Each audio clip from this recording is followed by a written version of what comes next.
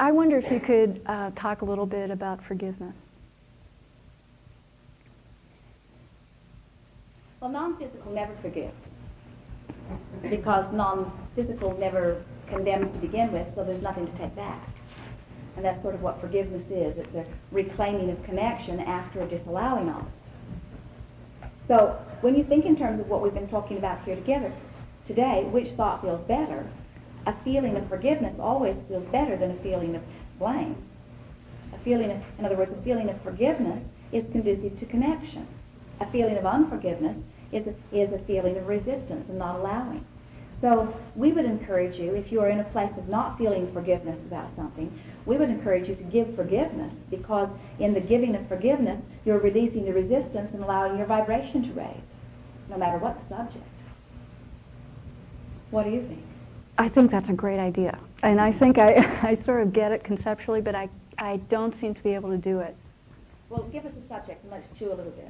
Okay, there's a situation in my family where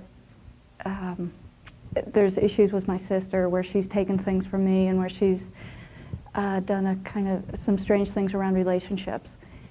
And I keep wanting to forgive her, and I keep making these gestures, and then another incident will come up. And what's confusing about this is that most people think that forgiveness is about granting somebody else something. In other words, I'll give my sister forgiveness. And the thing that's hard for that is, in truth, you don't believe she deserves it. In other words, because it feels like by forgiving you are condoning the action, and you don't condone the action. Yeah. But forgiveness isn't about that. Forgiveness is about you finding a way to let the energy flow to you again. So forgiveness isn't about her, it's about you. It's about you finding a place. In other words, when you're not forgiving someone, what you're doing is you're saying, let's begin again. If this person is behaving in a way that pleases you, you say, I approve of what you're doing, and I feel good as I see you doing it, and therefore my life force is still flowing, and you're not responsible for blocking the life force that is flowing through me, and therefore this is all very good. But I see this, and when I see this I feel bad. So you need to stop doing that so I don't feel bad. So it feels like they are powerful. They're controlling your experience because their action seems to be keeping you from feeling good. And we say what forgiveness is you feeling good anyway.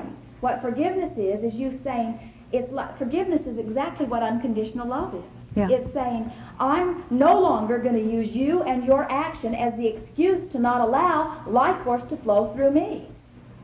I love myself too much. I want to feel good too much. I want source energy to flow through me too much. I love everyone who will benefit by my connection to source energy too much to let this one nitpicking little thing be my excuse to not allow the energy to flow. So forgiveness is about allowing. Forgiveness is about allowing energy to flow no matter what. I understand that. What happens to me is that when I'm in the presence of this person, or when this person is in my, is a thought, I still am angry. That's where you last left that thought. Yeah. It's like Jerry driving through that little Texas town. Exactly. All of a sudden he started feeling just like he felt last time he was in that little town. In other words, he didn't like the strong arming of the politicians, and he didn't like the feeling that he had there, and he sort of wanted to scurry out of the little town. And we say, but there are lots. In other words, so what that's saying is, I can't go to that town and feel good, or this state. Yeah, and I'm not happy with that. Or this world. Now I got to get out of this universe, and now we don't know where to send you. Yeah. So what you're wanting to say instead is, hey, I can pick up a different stick. I can stand here. There are plenty of other things in this proximity other than that one particular subject that when I activate it doesn't allow my energy to flow.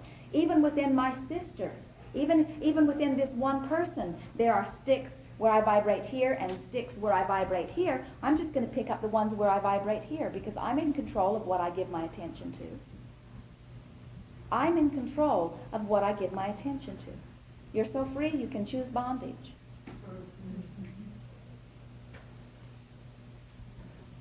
We're not saying. Some people just sort of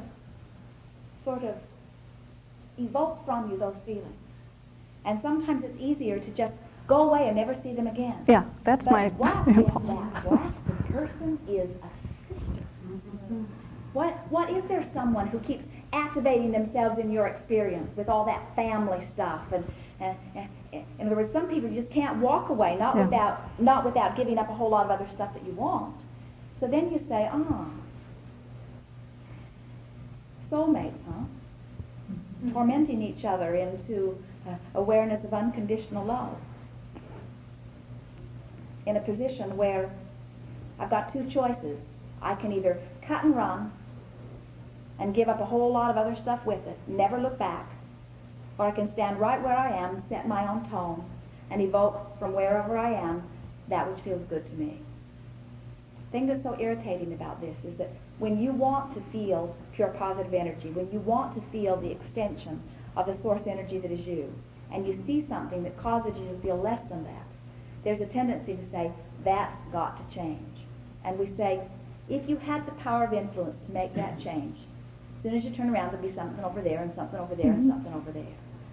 It's like the plate spinning act, where you never quite get them all in the air at the same time. There's always one crashing to the ground. But when you discover that you can set your own tone, and then you evoke from all of the universe, even from this one person, something that's quite different. In other words, the thing that we really want to get across to you is that within your sister is a vibrational range that is paramount to the vibrational range that exists in all of the universe. Within everyone and everything, there is that which is wanted and lack of it.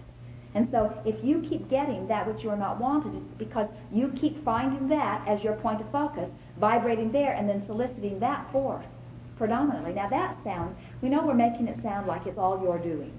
Well, it's not all you're doing. You're not making this up. In other words, we understand why you feel the way you feel. But what we're saying to you is you can't make her be different so that you can feel different. You've got to decide that you want so much to feel good that you are just going to not let yourself go where it doesn't feel good. And we would reach around her for a while. We would reach for other sticks relative to other subjects until we get such a stable footing on feeling good that eventually you can look right into the pile of sticks that is all about her and still come up feeling good. And when you do, you are the possessor of pure, unconditional love. You are in the place where you are finally, once and for all, allowing the fullness of who you are to flow through you, no matter what.